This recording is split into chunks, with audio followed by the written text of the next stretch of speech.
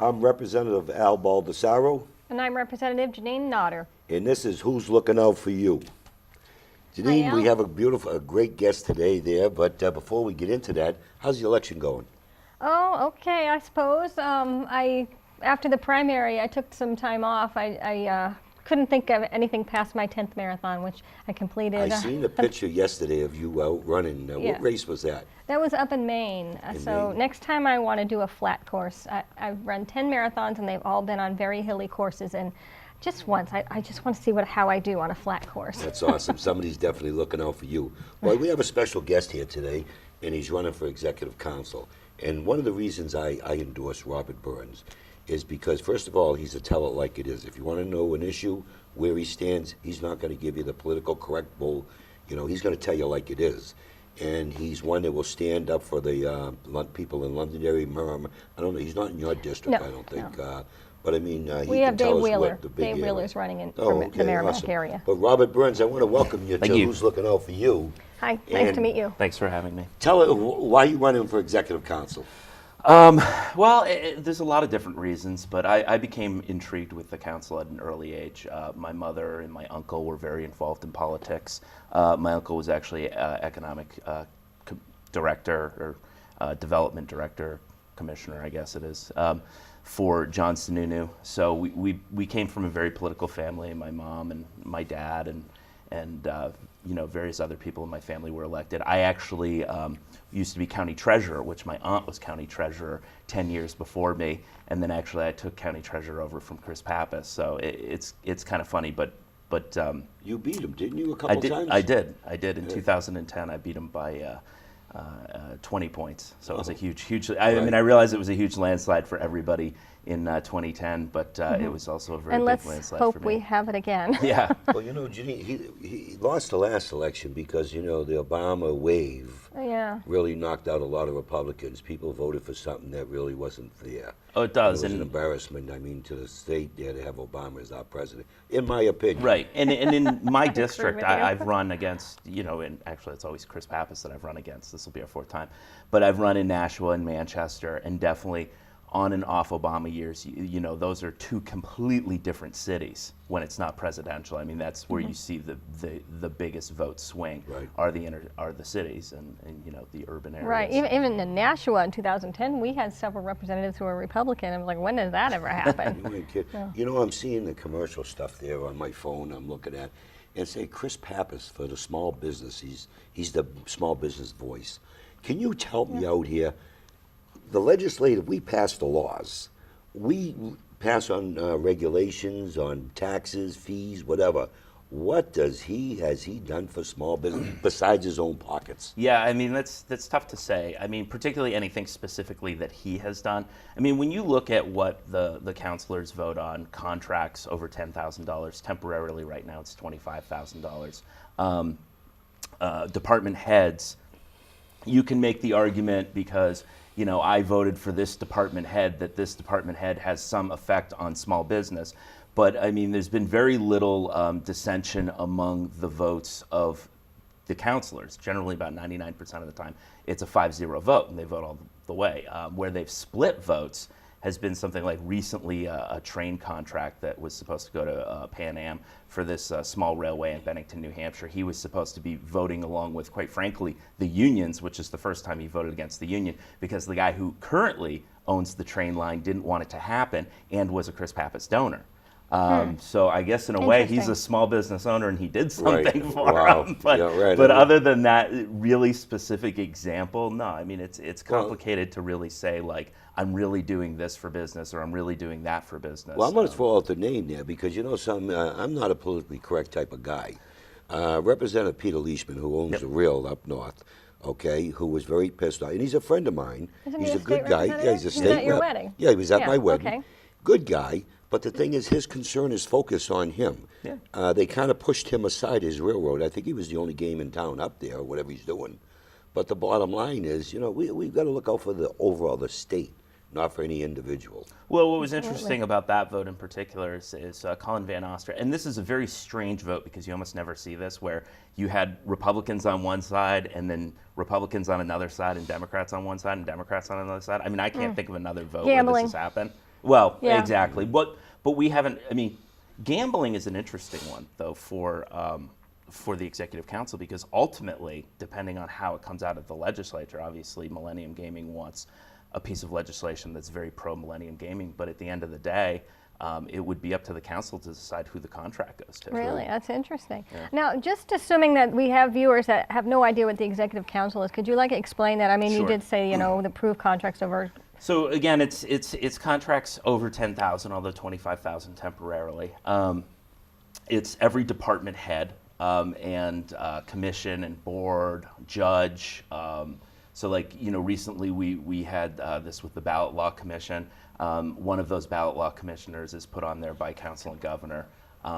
So it's really a lot of aspects of the state. And if you think about it, the executive council is interesting because they really kind of touch everything, and you can really bring up any issue and kind of relate it to the executive council. I mean, obviously, when you're bringing up, Chris Pappas' statements about all that he's doing for business, it's a bit of a stretch, but definitely some of your decisions have effect on business. Well, what's important to us, and we have to be and a lot of people aren't talking about it, is judges.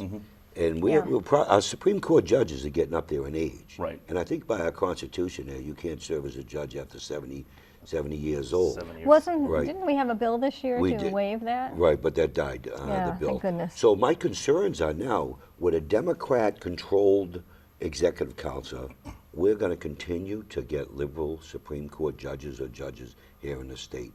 And How that's do what's we happening. fix? We got to fix that. Yeah, the only way to do it is you need governor and council, and unfortunately we haven't had a governor and a Republican council. I mean, we had one term of Craig Benson back in 2000. Well, Walt Havenstein. Right. Walt Havenstein for governor. That's the only way it's going to happen is once we get. Well, both the those. economy's showing it, because what's our growth? 0.9%. Our unemployment is terrible. Our job market is down to 4.2, but we got 43,000 people that dropped off. We got over 300,000 people Right. aren't working here in New Hampshire. So what are they doing? That's my concern. I just happened to pull that data this morning. You just happened to, I just yeah. happened to. So, and there are my concerns here, because the governor is bragging how great New Hampshire is. Just to give you an idea, here's the rest of the story. This is what I've got. We have lost 7,000 jobs in the last 4 months. Few New Hampshire people have jobs than 8 years ago. 43,000 more people do not have jobs. And then this is from the labor statistics here in New Hampshire. Okay, from 1976 to date. It says, well, first of all, April of 2014, we employed 714,604. August of 2014, we employed 707,642. Something's wrong with that picture. No. The Democrats are running around bragging about these numbers. Wow, we're doing great, we're doing great. But yet here in my district, there's a lot of people still unemployed. I think the problem is, and I always hate this sort of thing, that we're doing great, because honestly we can always be doing better. Right. I mean, as treasurer, I remember going to one of these conferences and we learned that 10 to 20% of your budget, and whether it be a corporation or a government, is lost to either waste or theft. And that's always there. So to say, oh, everything's fine, we're doing great, it doesn't mean that you can't do better. And unfortunately, I think that a lot of the legislation and stuff that the Democrats want to pass, they're hurting us down the line and in the future, and saying, well, New Hampshire is better than this state, this state, this state, so everything's okay. Let's just continue this recent path of liberalism, and everything will be great in the future. It's like, no, well, everything's great in New Hampshire, or everything's better in New Hampshire, because we had conservatives that, for decades before the Democrats. Right. came Well, to take over I a little remember bit. that, and I remember during that time when we lost everything, it was the war. It was the Yeah. war on terror, and everybody hated our president, George Bush. I mean, everywhere we went, even the people running at the state level, they'd go in, they'd talk to people, hi, I'm so-and-so, I'm running for a state representative, and the people they don't know anything about state government. That's right. All they know is we're in a war. I hate George Bush. I'm not You ain't voting for a kidding. Republican. And we lost it. After all those years, we lost it. The Democrats are in control from 2007 to 2010. Right. 84 new taxes and fees. It just increased the size of the government. It just ballooned. And we had one term of trying to put things back on track. And God willing, we can take it back and Can I ask put you a New question? Hampshire when- right up. You ain't kidding. Right. You've been seeing executive orders like I have that have been coming out from Governor Hassan on putting a freeze on spending. Of course, she had the money to go to Turkey when everyone else right. couldn't travel. Yep. But anyways, Saw the does the picture. executive council vote on all these jobs she's been filling and making the government bigger? Yeah, ultimately, each one would be voted on by the council if it's going to, have a burden on us of over $25,000 at this point. So if new position or hire, not hire underneath a department head, but any sort of new department and things like that, those are definitely affected by council. It's an interesting thing that you bring up there, the freeze on spending, just like we had a freeze on hiring. And obviously, as Republicans, this always sounds good. Let's have a freeze on hiring. Now, this was one of the unfortunate shortfalls of the council, I think, that we were constantly approving overtime for the Department of Correction, or the council was, not we. I'm not on it yet. Right. But and I always felt that even though the council really, at the end of the day, was obligated to approve that, nobody was really making a big deal about it. And there were discussions about it for a long time and saying, well, are we saving money by not bringing somebody on full time and paying this out as overtime? And the answer at the end of the day was no. And the last overtime that we paid out was $1.5 million. Wow.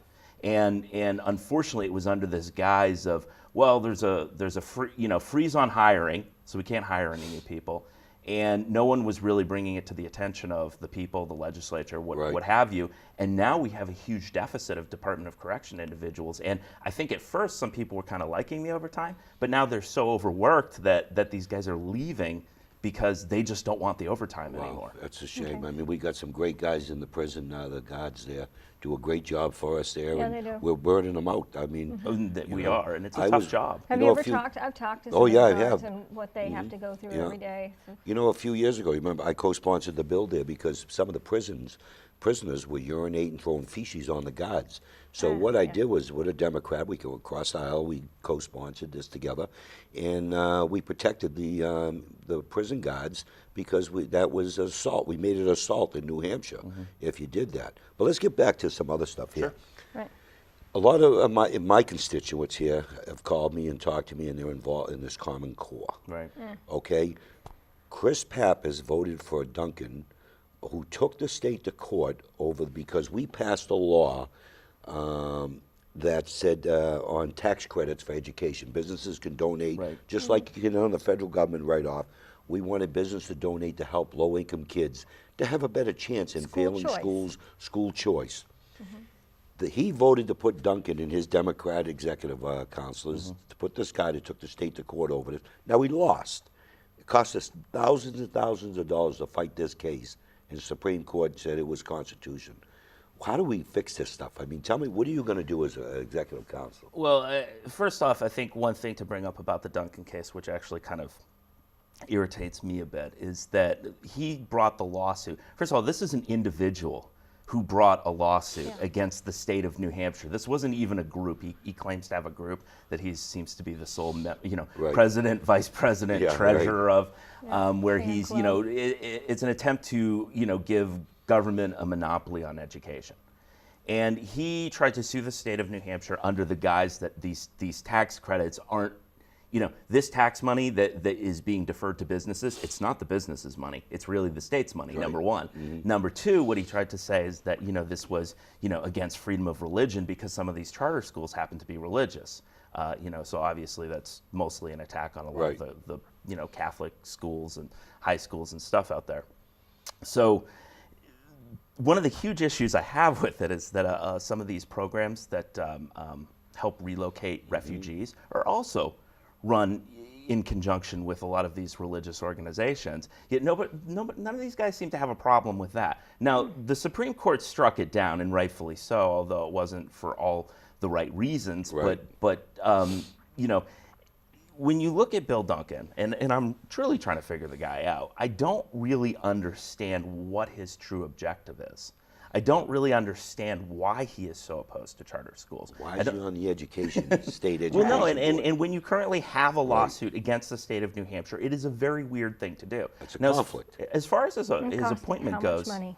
I think that the greatest failure of the council wasn't necessarily putting him on the board. It wasn't giving people enough time to publicly, find out about what was going on. Now, when you talk to counselors, they're going to tell you that this was like one of the most heated, appointments in the last 10 years. Right. And it's like, well, if something like that happens, do you still, shoot the guy in there in whatever it was, a 2 to 4 week period, or do you give some time for some public hearing and have some debate on it? Thoroughly vet the candidate. And they didn't do that. It was like, okay, yeah, you all contacted us. We understand what you're saying, but we're just, shoving them right through anyway without any more public hearing from the public. And it was 3-2, I understand, the vote. Right? Yes, it was. Yeah. So the 2 Republicans. See, what a against- shame. And Yeah.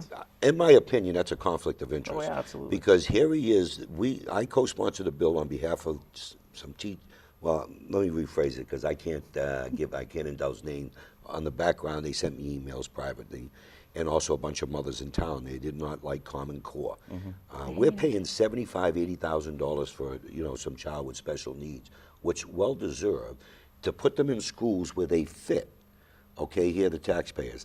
That tax credit, I looked at it, would offset some of that money that we're paying out of the taxpayer that would help for these other kids to go to these schools. Like one's going to Massachusetts, some are going to other areas. Yeah. But the thing, it's a no-brainer, to help these children there, that one size does not fit all, Exactly. like Common Core. And any woman who goes shopping knows that. One size does Yeah. not fit all. So tell me, what are your plans as the next executive council? Because there's no doubt in my mind, the people there know it's time for Chris Pappas to go. To He's go, not yeah, doing maybe you can Londonderry. compare Well, I his think voting nothing. record. There's definitely some areas that I talk and look into a little bit more than most people. I think that when most people are running for executive council that I've seen in the past, you hear just kind of like the platitudes of, I'm going to watch the bottom line and make sure that we're not spending too much. I think that there are some areas where we are spending too much, things like rents.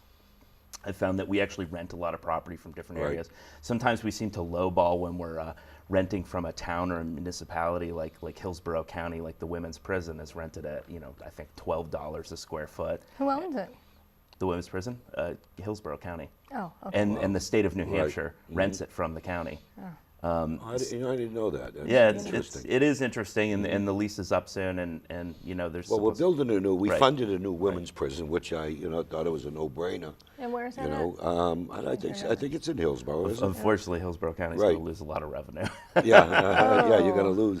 But But maybe there's- they can do something else with that building. Yeah, well, there's a lot of things. There's a lot of land there that we could be doing something with that we've talked about in the past, and it's a beautiful farm that's mostly unused. Would you Right. support a privatization of prison? Maybe try that out in there as a. Yeah, we've Okay, talked about that so before. here's my perspective on this is that generally I am leery of privatization of prisons, particularly like as you see something happen down in, I think it was Pennsylvania, this YDC judge was just sending kids and getting kickbacks for filling up these private yeah, prisons. right, that's And not that right. terrifies yeah, me. yeah. Right, yeah, I Corruption understand. everywhere. But at the same time, I think that there could be something good there because when you think about it, if there was some sort of incentive to the company that has the prison to actually lower the recidivism rate of the prisoners and that they would get a bonus for having less people in prison, I mean, driven by the free market, I think could be kind of wonderful. Well, but the free market tends to do more for less versus Yes. government. Well, and that's my government point. tends to spend a lot more money. Right, and I think the problem with privatization of prison in the past is that we've incentivized people for filling up the prison. We should incentivize people for Right. keeping as few prisoners as possible. Well, we don't want terrible criminals let out of jail either. No, that's true, but you look at like New Hampshire, we now apparently have the highest, we have the fastest rate of growing incarceration. Yet our violent crime hasn't changed in the last Right. 10, 15 years. And in fact, I mean, you look at something like, and this is a big one with me, this Lizzie Marriott case. I mean, I don't know if you watched it, but this woman, Kat McDonough, who was there, who ended up getting 1 year by a judge, said, you get 1 year if you testify. And then when Right. we all watched her testify, she was a complete and utter psychopath. And Yeah. quite frankly, I feel that they had more than enough evidence to convict both of these people. Right. And then we hear about, nonviolent offenders sometimes going to jail for like 10 years because of some tax situation. Or marijuana. Or, Right. Yeah, or marijuana, and like yeah, I kids, mean, teenagers, geez. and what happens to them once they're out of jail, So- and who did they hurt by doing something stupid? So Only unfortunately, a themselves. lot of violent criminals Right. are not spending a lot of time in jail, and a lot of nonviolent criminals are spending a lot of time in jail. But we Right. need to change that. I got to ask you a question. You know, we were spoiled with Ray Razorek for many years. Ray Razorek used to meet with legislators and other stuff and talk with us and everything. In 2 years, Pappas has been there. I mean, he's a nice guy. I've met him once or twice. I've never, ever, with the legislators, sat down with this man and discussed issues here in the state. And that's not right. The executive council should be working hand in hand with us because you see the contracts. Maybe we need to fix certain laws. We need to do certain things. Will you work with the legislative? Oh, absolutely. And I think that the greatest power of the executive council ultimately is the bully pulpit. And being there on the front lines of a lot of these issues, like the Department of Correction issue that I talked about, that should have something that people should have gone to the legislator, to the governor, and should have been made public much earlier before we were in the current situation of, I think, we're down 60 people currently. We could have fixed that in the budget there and put more money in for the overtime or maybe for hiring. Absolutely. Or open that up, that's for sure. All right, that's a shame. We talked about Duncan. We talked about small businesses. What else has your opponent voted for, or that they voted for as the an executive executive council that you want to see a different outcome? Oh, geez, that's a good question. I usually have a list of them, and then I also have a tendency to go back into past council decisions as well, because there's always been some big ones. Obviously, the Attorney General.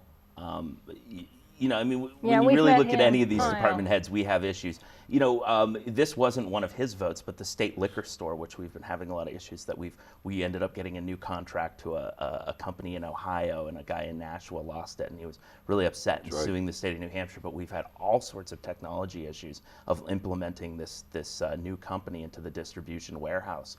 The Medicaid computer system, the billing system there. I mean, that's been going on for 7 years. I mean, this got voted in a long time ago, but we're constantly dealing with new contracts to update this system. When you brought up Medicaid, a light bulb just went off. Now, the governor wasn't releasing the numbers, but we're hearing as legislators, and I'm the former chairman of State and Federal Relations and Veterans Affairs. Representative Janine Nordis sits on the committee. She's been on there also for a couple terms. We're hearing Medicaid expansion, which was supposed to be zero, is about $40 million spent in the first year of the budget, and they're already spending up to $70 million in the second budget over what they were budgeted. Now, before you say anything, Health and Human Services, all the Democrats are saying we cut them in the Republican budget that they all voted for. We didn't. They asked for $80 million, we gave them $40 million more. So, you know what I mean? Right. So I like to use the analogy of my old job. I was a fitness professional. So let's say that I got $20 a class, and I asked for a $10 raise, but they only gave me a $5 raise. Then I went around saying they cut my pay $5 a class. And the Medicaid expansion contracts. I mean, this is something that we need the Executive Council somehow to work with Governor Havenstein to be able to say, bring in other insurance companies. Tell the legislator, what do we need to do to work with you to bring in more insurance competition? Right, and again, that's, like I said, what I think one of the greatest aspects of the council can be is communication and going back and forth. It's the same thing like when you see in anything in any department. I mean, is the governor or the council truly the department head's boss? Yeah, in a way that they are, but then, there's not a lot of ability Are they voting to just on the spending? The Executive Council supporting the governor with the spending? On the Medicaid? Yeah. Oh, yeah. Oh, well, I mean, the council that's there. I mean, yeah. Because I know most of their votes were 3-2. Yeah. And, wow, that's a shame because they're taking the state down the drain there financially again. I'm not sure whether most of the votes have been 3-2 or 4-1 or... I mean, Joe Kenny has been holding the line of the more ultra-conservative. Oh, I hope he gets reelected. Joe kidding. Kenny and Dave Wheeler. I hope Dave Wheeler gets back in. See, Dave Wheeler's been kind of like, I think, of my inspiration a lot of the time for the stuff that I talk about, because for years I would look at things that happened in the council, and there were all these 4-1 votes, and there was Dave Wheeler. Yeah. Well, Dave's a true conservative and looking out for the state of New Hampshire and not for his own pockets. I mean, like I said, I told you in the beginning of the show, I get so disgusted when I see Chris Pappas's commercial saying how he's working for the small business. No, you're for your own business. You know what I mean? I just get so aggravated when I see this. Well, they lie. Yeah. And what bugs me about that is that he got an endorsement by a group called the NFIB, who's run by, essentially it was the decision of a local lobbyist named Bruce Berkey. And back in 2005, I used to wonder why the Manchester Democrats got tobacco money. and like the Manchester Republicans didn't, and it's Right. because of this relationship that Chris Pappas and Ray Buckley have with Bruce Berkey, who was also apparently the lobbyist for the city of Manchester at the time. So it's somebody that he's that known for lovely? quite a while. Also, I've been told about the NFIB, like if you have a large business and you pay dues to the NFIB, you are much more likely to get their endorsement. And the back room has 200 in the Puritan back room, which Chris Pappas Well, you know, is a this co-owner. NFIB here, if you look at the past, they supported Medicaid expansion. Uh-huh. They supported the gas tax. They supported the paint tax. They supported the fuel oil tax. You know what I mean? We have a Democrat state rep here in my town that's voted for just about every tax and fee. Yeah. You know, she wants to tax the kitchen sink. I mean, it's a shame what they support. But yet the little businesses, small businesses, are struggling. Well, Right. that's the problem, and it's for it's tough for voters out there to identify all of this stuff when they hear people say something like that. You know, there isn't really a good mechanism out there to say, no, this is completely bull. Like just because it says small business in their name doesn't mean that they're small business. Same thing, like people get confused about local chamber of commerce and the national chamber of Right. commerce. Our local chamber of commerce in like Manchester and Nashua are fairly liberal, Right, where understand. the national chamber of commerce is very Yeah. conservative. Wow, that's good to know. I didn't. Well, we got about 2 minutes here. You have any goals that you were looking to do as our next executive council? I mean, have you? Again, I think that I want to focus on getting some more conservative and constitutional type judges in there, particularly on the Supreme Court. So with that, I will definitely need a Republican governor, Will Havenstein, to help me with that. Havenstein. Right, Havenstein. Havenstein. Just think of I know, I Havenstein. mess his name up But all I know, the I time. think you've yeah. said it a You bunch got of it times, right and on now the show, I'm though. reverting back. It's easy for me to just call him Marine. Come here, Marine. Well, that's why he goes by Walt. Just Yeah. Go by call Walt, him right? Walt. You know, and please vote for Walt, please. Definitely, it would be nice to start changing some of these department heads. We have department heads that typically serve for 4 years, but we have a governor who serves for 2. So even if we get a Republican governor, it's going to take us, 4 to 6 years to actually get a Republican government. Vote for Walt and keep him in there. Janine, you know what most people don't know is when Governor Hassan was the senator, she was the architect of those 76, 86, whatever taxes and Oh, fees. I know that. The LLC tax, the campground tax. Yep. I mean, it was out of control. Tax and spend, Maggie. Matter of fact, her attorney general, that's why on her fraud with the $25,000 from the union she tried to hide, her attorney general was her finance chair when she was a senator. Okay, then not only that, he was her finance chair for her campaign. Yeah. So naturally, people are turning their back on fraud. It's a shame. Same thing with voter fraud. Yeah. So That's you a have big anything issue. that you want to say in closing to the people here that are going to be watching this? Because our show is played in different towns. Yeah, sure, absolutely. I invite everybody to research myself. Go to my website at Burns 4NH. That's spelled with either FOR or 4. And it's really important to look at the different aspects of what the council does, to think about all the department heads, to think about the judges, to then talk to your friends and neighbors about this position, because unfortunately it's a position that falls by the wayside that a lot of times people don't think about and its importance to them. And unfortunately, when that one issue like Duncan comes up in school choice, then everybody starts paying attention to the council for, a few days, but then it kind of wanes and goes away, and you don't think of all the important decisions that are being made there. Well, I'll tell you one thing. I think he's beat Pappas 3-1. I think, right? Are you up 3-1? So this ought to be interesting here in the election. It's 2-1. 2-1. He has 2. I have 1. So Okay, it's, 2-1. yeah, all right. it's I knew it was something like that there, Yeah. Well, hopefully you win this time. I'll tell you, beating, and people were surprised when I beat him the first time, because beating any incumbent county-wide, particularly Hillsborough County, it's 1/3 of the state population-wise. I mean, it was a big area to campaign against. He's hugely funded. He's heavily funded by the lobbyists. Well, and most Democrats are. the injury. Well, Right. actually, he has more cash on hand than all other 9 people running for council around the state. but wow.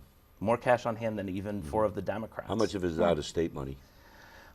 It's not as much as people might think it is. It's probably 10 or 20%. He's Well, done that's good some. to He's know. done some DC fundraisers and stuff, but it's honestly it's the law firms and the local lobbyists. A lot of it is he's got a very good relationship with Jim Demers, who's one of the bigger Right. lobbyists there, and like I said, Bruce Berkey, the lobbyist, and these law firms. They're all basically funneling money down to him, and they know he's got a tough district and that I've beaten him before. So. Well, Robert, it was a pleasure talking with you, and I want to thank you and good luck on the election. There's no doubt in my mind you will be our next executive council. Thank you. Yeah. hope And so. we'll be right back. We're going to take a quick break, and thank you for listening and watching our next Executive Counsel, Robert Burns. Sure. Thanks. Well, we're back and to Who's Looking Out for You, and once again with Rep. Janine Nodder and myself. And I thought we'd discuss on the upcoming election and maybe some issues facing New Hampshire here in the upcoming session there. Well, I'm hoping for a Republican landslide victory from the top of the ticket all the way down. Well, you know, all the polls are showing, because many people are really peed off at President Obama. I mean, just recently, this morning, the polls on how he's handling the Ebola. You know, they're showing 43% of Americans are very unhappy with him. Well- 40%, you know, of course, are going to support him. To be perfectly honest, I have never, ever had any faith or trust in the current occupant of the White House, ever. Well, that makes two of us. But let's talk about what's happening here in New Hampshire. Scott Brown, he's coming to Londonderry. He'll be here on Friday.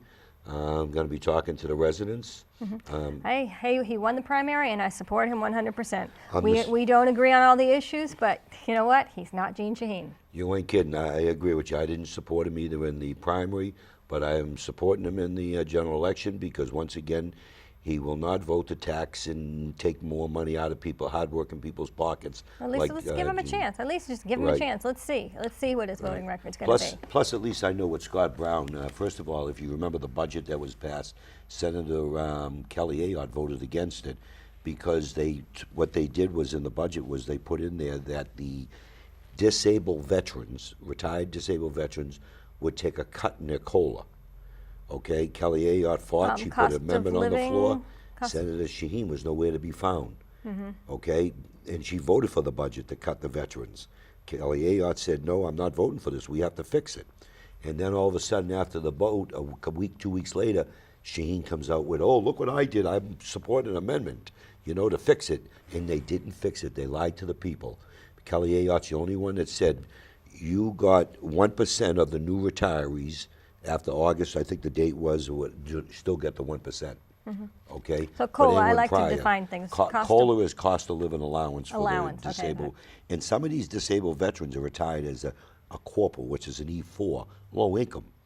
Okay, they need that COLA raise there in order to survive, to pay rent and other stuff there. It's not like a senior enlisted like myself, where I get a decent retirement after 22 years. Well, you know, I first became involved in politics in the late 1980s when I learned that live men were left behind in Southeast Asia. Yes, what a shame. So prisoners of war missing in action. So you may have heard POW, MIA, Right. you were not forgotten. And that was an issue I took to heart. So ever since I was a teenager, I have long believed that military veterans, they should come first.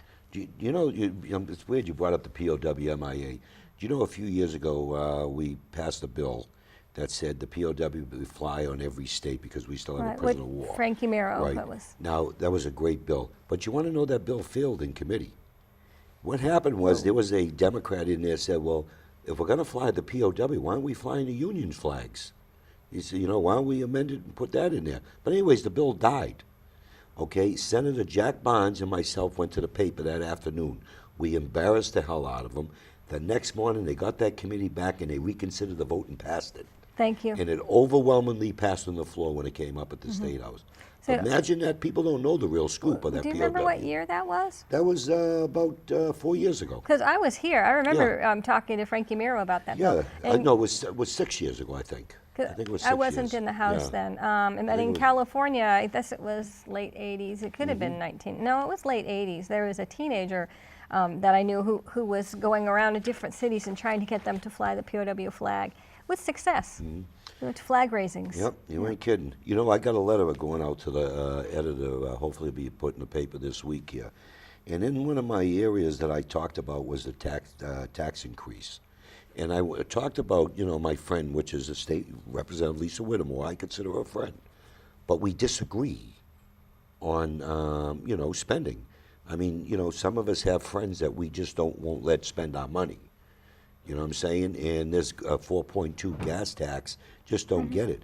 Especially when we're diverting 36% of the gas tax in other areas. So why would we want to take more money from the taxpayers? I'm so disgusted over that passed. Oh, yeah, yeah. I wasn't there the day that they voted on that. Right, I know you had your son, my your son was in the hospital, that's yeah, right, so. See, another thing, what about the fuel oil? Oh, You know did what I you mean? get that? Raised that to 25 cents. Jen- That's our chairman Horn, Jennifer Horn, had sent out that press release about that the heating costs going up, and Right. Hassan being very quiet about it. oh yeah, without a I doubt. might have it with me. Actually. Yeah, I because think I brought of it. you know what most people don't understand. If you have a 275-gallon tank, and that goes up 25 cents a gallon, the tax it. The Democrats are just like Lisa was saying. The rep in my town.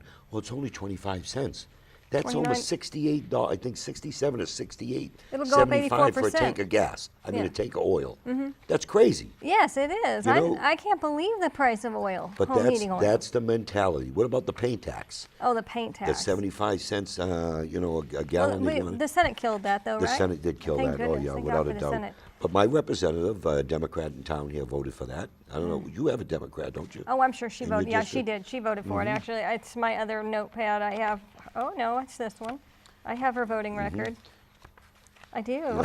You know, there was I have her another. voting record Yeah, here. there was another bill there which I really got peed off. Was Sharon Carson? A few years ago, Sharon and I co-sponsored a bill for veterans preference here in New Hampshire, and Sharon married it with the federal law. Well, what happened here was some of the Democrats got up and fought us on this on the floor, and they talked people in. Since they were in majority, they tabled this bill. Lisa Whittemore voted against the veterans preference. I could not believe that.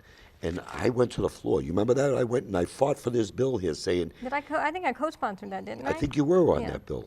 And I went to the floor and I said, how could you vote to shut down veteran preference here when Obama's downsizing the military? We've got many veterans coming home and they need jobs. Shouldn't they have a priority on putting them to work? Yeah. And she still voted to table it. I was so disgusted. And I make sure veterans here in Londonderry know about that, Yeah. you know, that vote. It's a shame. But, you know, what are you going to do? Did I show you my new sticker? Yeah, they cut your head off. They See cut that? my head off. I My don't know wife which designed There's that. no light on the camera. You know, before there. So I like the colors in the background. It's been- my wife does a great job. She's my favorite campaigner. Yeah. You know, She's your number one fan, she's too. my number one fan. You ain't kidding. But how's things going in Merrimack? Okay, we, as of this taping, we really haven't put our signs up yet. We haven't either. Yeah, we're giving the people that drive by a little break from having to see all the political signs. But the Democrats, of course, have their signs out, and know, they're all over town. I'm like, Most oh. Republicans do that all the time. Yeah, we out of respect for the people, like in Londonderry. Give 'em a I break. have a couple of signs at certain areas, strategic areas, but for the most part, I pulled all my signs up after the primary. You know, because the people of Londonderry don't want to see that. Although you know, I have- signs all over. I have a lot It's of signs in my yard right now Do you? because I cleaned out the garage Right. this week, and I have some new signs. so you're I'm not putting them alone, on the wires, but- and I made a path so the trick-or-treaters don't trip over my Right. rocks. Oh, okay. So Well, all probably the within signs are up and made a Within the fence. next week, I'm sure you'll start to see Republican signs start popping up there and, put out. So who's running for state rep in Londonderry? Londonderry, we have a new candidate running, Doug Thomas. Was he on our show? Did we do a show with him? Yes, we did do a Okay. show with him. He's actually been out. I mean, this guy's gone door to door. I did that my first term, and he's all over Londonderry. Unbelievable. Good guy. He's the hope he chair wins. of the certain district for Rockingham County Republicans.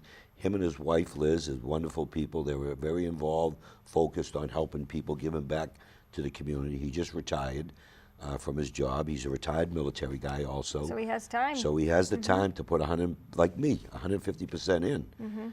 You know, you got somebody like Sherm Packard, Dan Tamburillo, Dave Lundgren. They all do a great job. Betsy McKinney, but Dan, Sherm, they all still work for a living. So it's tough for them Right, to Dave put does 150% in. Yeah, Dave Lundgren. He's a He's a chiropractor. chiropractor here in town. Does a great job. Everybody loves Dave. He's a good guy. Yep. He's on state and federal Yep, relations he sure too, is. He did Veterans it. Affairs. Yep. I'm just hoping maybe I'll be back as the chairman again. You still want so- the position to be Yeah, chairman? without a doubt. I mean, I'd be crazy not to being a veterans activist, but being a chairman, just like you on veterans, and it gives us time to be involved in other issues. Right. You know what I mean? We got involved in the education and Common Core. We got involved with the Medicaid expansion fight. Of course, the last 2 years, right. it's like everything, Yeah. a lot of defeat. Right, but people don't know like what you do or what I do when we, go to the floor, when we go to other committees and testify on bills that are no good for New Hampshire. Matter of fact, you remember the O'Brien Baldessau amendment on the gas tax, where we said 100% Goes towards the to roads. the Yes, I roads and supported that. bridges, and well, the representative from my town, Lisa Whittemore, voted against it. But yet she supported a 4.2 cents gas tax. Tell me that makes sense. It doesn't. I mean, Do it's they like make you're sense? stealing from one pocket, but we'll go in the other and take a little bit more. Yeah. Don't No. worry about it. Just turn your back. We won't say nothing. No, I've long had a problem with the road funds being, it's like the cookie jar, all these hands are in it. It should go towards the roads, and that's it, nothing else. And there'd be more than enough money to make all the roads Right. nice to drive on. We were fortunate when we had Robert Burns on talking about the Medicaid. I mean, I truly believe this Medicaid What expansion a mess. is going to lead us down to a sales tax. Well, I'm not or a supporting it. payroll. I know, will never won't support either. a broad-based tax. I will not. Yeah, I won't support. I I won't signed either. a pledge to vote against all tax increases. But where do we get the money to pay for this here? Because even if it goes Yeah. 3 years, 100%. Maybe the Democrats can, they've got all that money to spend on their campaigns. Maybe they could donate that.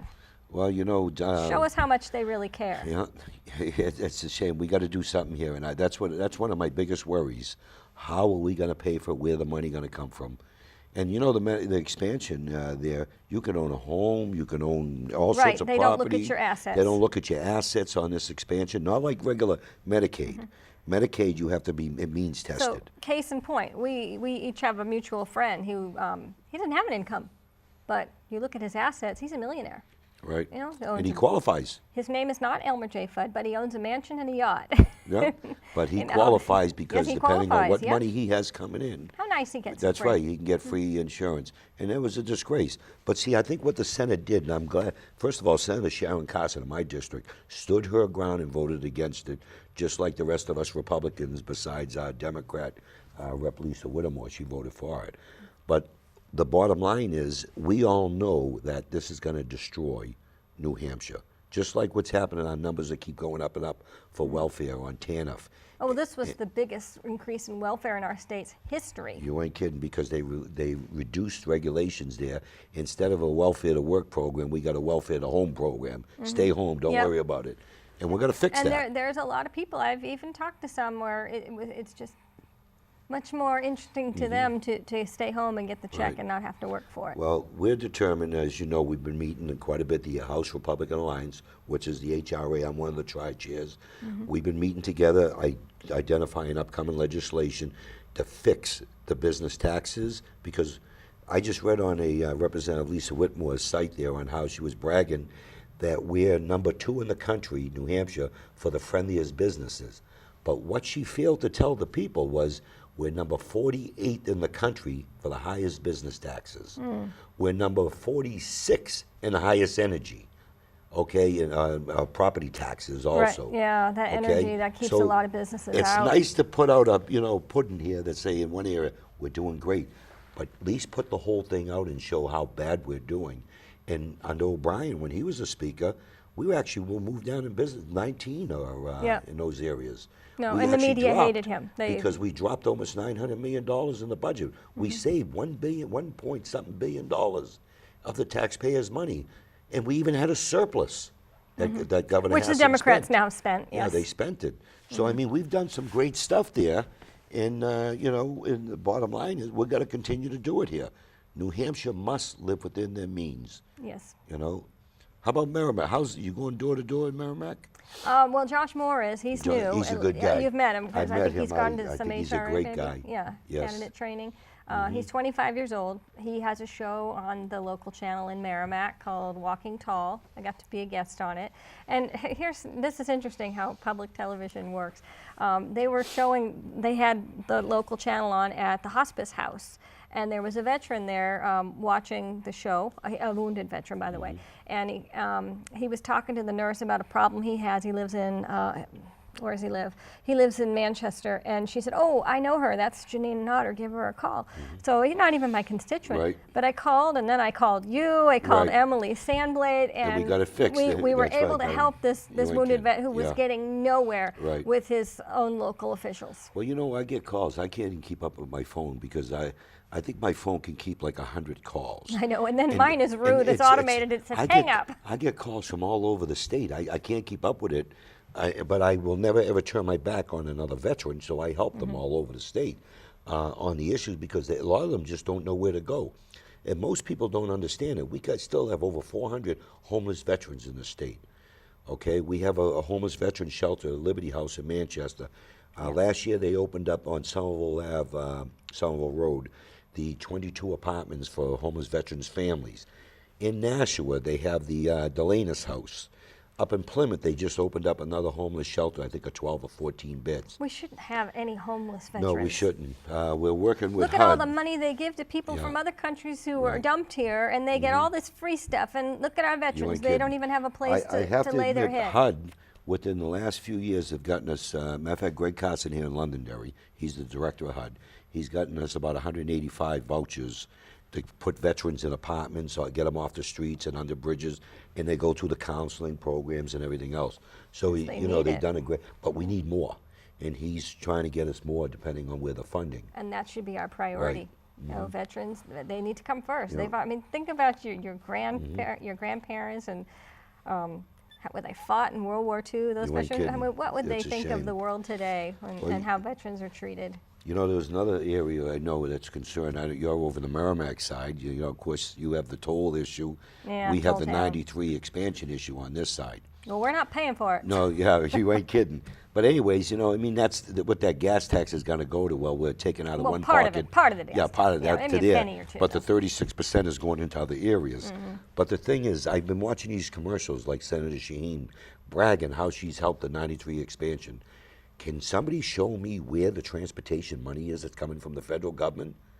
Like what's happening in Massachusetts with the Big Dig? That's a federal highway. But the Democrats just voted for a $200 million bond for 93. Senator Shaheen's name ain't on that. Oh, yeah? Do you know what I'm saying? Taking so credit. Just taking credit. Just like the Governor Hassan taking credit on the veterans bills, and she had nothing to do with them. Yeah. You know, on because I sponsored the bill for the GI bill, because you only get in-state tuition. So any veteran that gets out through the downsizing and comes to New Hampshire, you can't go to our colleges if you're not a resident. But yet you can vote, but you can't go to our colleges. You have to pay out of state, you know, a non-resident cost. I passed a bill authorizing as soon as they start move into a home, they're a resident for any veteran just getting out of the military to use their GI bill at our state colleges, or you know, or any college in New Hampshire. So it's a no-brainer. It's a win-win to take care of the veteran community. But you got Governor Hassan trying to take credit for it. You know, look what I did. You know, you did nothing. Yeah. You know what I mean? I didn't see anyone come and testify at the hearings or anything like that. Have you seen anyone coming into the, you know, from the governor's office, you know, testifying? No, you know, I want to hear something. It's a little thing, but it can annoy. You know, the fourth graders go up, Right. you know, from all the schools, and I never thought I'd say that I miss Governor Lynch, but he was personable.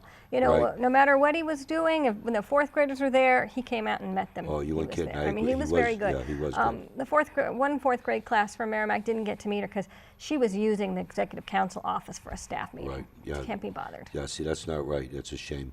You know, for my 8 years as a state representative, I've met all the fourth grade classes. I've missed a few of them because of meetings or being somewhere else. Matter of fact, Matthew Thornton was just up at the State House last week, but I was in Connecticut. But I left the, you know, gifts for them and everything there to and understand. they're so cute. They look You ain't younger every. kidding. As my kids get older, they look younger every year. But you know, when the kids come up there, what you need to do is ask them. Like, we all know we have the U.S. Constitution.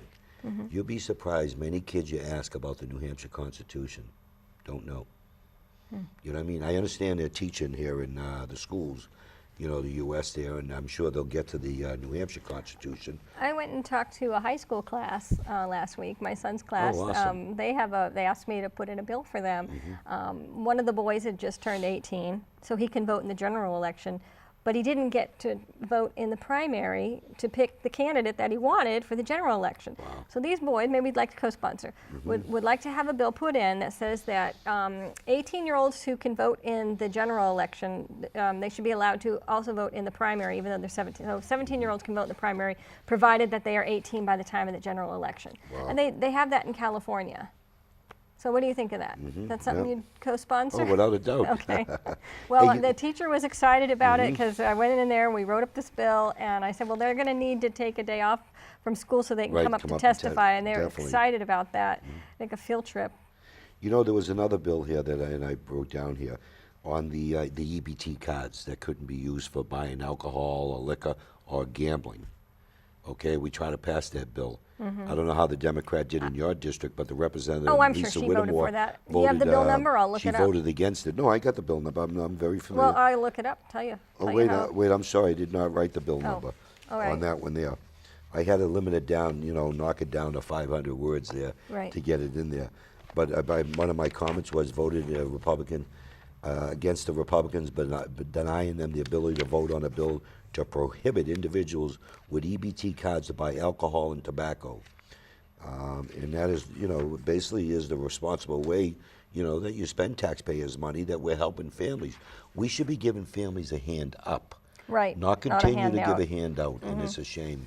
And those are some of the areas. No, that bill needs to be put back in. Right, it's going to come back. It And is. I'd like to co-sponsor Right. that. Do you know Oh, who the main okay. sponsor is? Yeah, it may be me. We're still working out the details on that there.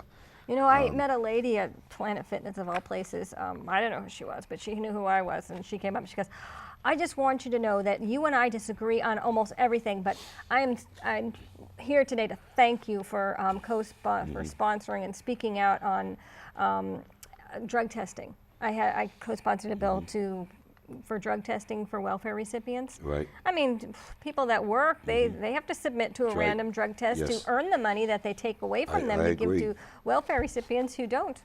No, So- I agree. I think we need to put some controls in when you're spending taxpayers' money. There was another area of concern there, and I know we fought on the floor, the death penalty. You remember me going to the floor? I and spoke calling very them out on loudly that? against You the did repeal. a great job on and that it was also. in the paper, and Yeah. I knew it was gambling. So you know what?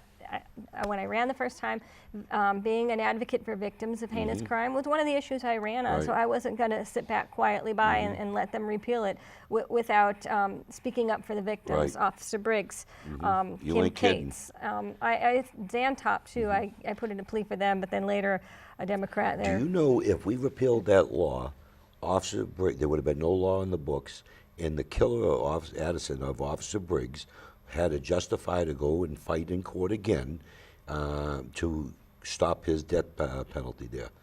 And it's a shame. Matter of fact, Representative Lisa Whittemore in my district voted to repeal the death penalty. And it's a damn shame because the police officer, firemen, look at what happened in New York. Remember they That- called the firemen right. in for a fire and then they shot the firemen? This is another one of those issues where, you know, it can go either way. Right. Democrats and Republicans can go either way on this one. But I did speak out loudly, knowing that I could lose my seat, and it's okay. That's fine. If I did lose the my seat, I same lose my thing. seat. But If I lost my seat over it, I doubt it, and I doubt you will too, because most Americans support the death penalty because of, Right. if you kill a cop, as far as I'm concerned, it's a 21-gun firing squad. Or if you kill a fireman, or if you kill, home invasions. And I think murder should be on the same level for everyone, because with the technology we have today, the DNA and everything else, well, it's a no-brainer. And in New Hampshire, it's obviously working. There's only one person on That's death right. row since the Right. early 1900s. One One. person. That's right. So obviously it's working. So why break it? No, I agree. So, It ain't broke. Don't fix it. Did I show you there the two Marines there, our cards that we Oh. put out there, where we talked about tax fighters on a balanced budget, defenders of traditional values, no new taxes, no downshifting of costs, reduced state spending. Of course, both of us USMC veterans, and Hoorah. defenders of the Constitution. So Dan Tamburillo is, major in the Marine Corps Reserve. Who, He's a major? He's a major, yes. But he also works in, has a high-speed, top-secret job that he works as a civilian, and he's back and forth to Washington and back. And I think that's going to be up at the November, that contract on this special thing that he's doing. But He does a great job for us, a very loud voice. He's probably gone up and spoke more on issues at the well Yes, than his many freshman year legislators especially. that have been there for years. Yep. You know what I mean? That just sit there and vote and don't pay attention. You know what I mean? So I have to compliment him. He's done a great job for. What else? I hope We he gets got a few reelected. minutes We've left got a here. few minutes. Are you running on one issue, like one major issue that you No, speak about no. more than others? I run on everything. Everything. I mean, I run Veterans. on as not just veterans. I run on Common Core. I run on Medicaid, health insurance. I run on that. I want to bring in. I want the Commerce Committee to get their head out of their butts and bring in, some type of legislation. I mean, I got to tell it like it is. Yeah. Where people in my district can cross border with insurance companies, and so we can attract more businesses here. On energy. I mean, I want to see us drop the energy. You just seen recently Governor Hassan there with her PUC, Public Utilities Commission, Yeah. raised the utilities up in, I think, December and then January. The costs are going up. Now, PSNH And this is has supposed to be a been very stable. cold winter. That's right. What's going to happen? So, and you would think as the governor, using the bully pulpit there, would be standing up, speaking out, and saying enough is enough. Hoping for the best, praying that it's a Republican victory. We Right. get a Republican governor, and we can keep him there. Mm-hmm. And those commercials about him being a failed CEO, that's a pack of lies. Right. Talk to anybody who's worked for BAE, and they like Walt. He did a great job. You ain't kidding. Did you He see kept the, those jobs Yeah. in New Hampshire. That's right, he sure did. Did you also see on the Seacoast there, the article in the paper, the state rep there is going to once again go after people's guns again, law-abiding citizens? That woman? Yes, What's her name? was it? Starts with an A. Yeah, I can't remember her name, Democrat. I know who she But is. anyways, once Yeah. again, we're going to go back into the gun battles. Don't they get it? New Hampshire is one of the safest states in the country. California, Detroit, Chicago, Washington, D.C., they all got these tough gun laws. Massachusetts, but yet they have more murders. What's wrong with that picture? Exactly. Well, we got about a minute and a half there, Janine. It's always great talking with you. We, letting people know who's looking out for them. How do people get in touch with you?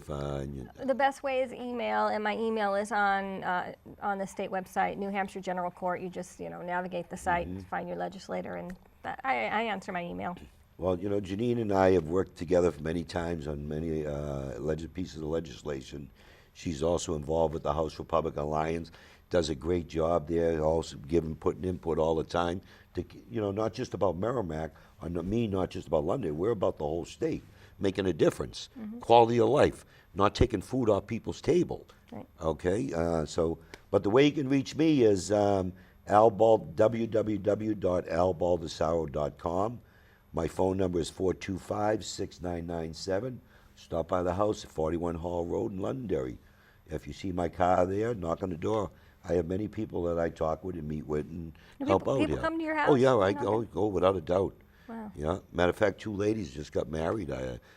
Friends that I've known there that live here in town. They had come over, talk to me about some stuff there, and recently, and then quite a bit. I mean, you'd be surprised. Yeah. So, I meet a lot of people in the grocery store. yeah, no, I do I too. do a lot of business I'm all in the over grocery town. store. Janine, once again, it's a pleasure, and this is Who's Looking Out for You. We'll see you the next time.